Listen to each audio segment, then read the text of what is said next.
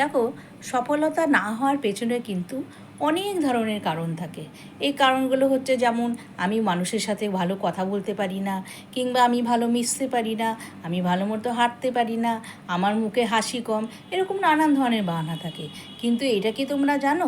Sir Isaac নিউটনের কথা তো তোমরা সবাই জানো, তিনি বিশ্ববিখ্যাত একজন বিজ্ঞানী ছিলেন। কিন্তু এইটা কি তোমরা জানো যে তার জন্ম হয়েছিল 8 মাসে? হ্যাঁ, এটাও তোমরা সবাই জানো, তাই তো?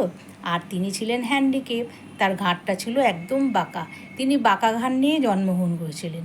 আর জানো তো, তিনি যখন জন্মান, তার মা তখন মারা যান জন্মের পরে, আর বাবা ইতিপূর্বেই মারা যান।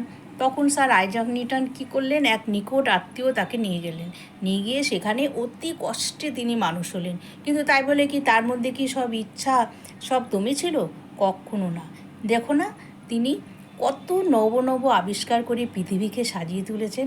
তাহলে দেখো, জেদ হচ্ছে আসল। কোনো কিছু কোনো ম্যাটার করে না। তোমার মধ্যে যদি জেদ থাকে, তুমি তাহলে সফলতা অর্জন করবেই, তাই তো?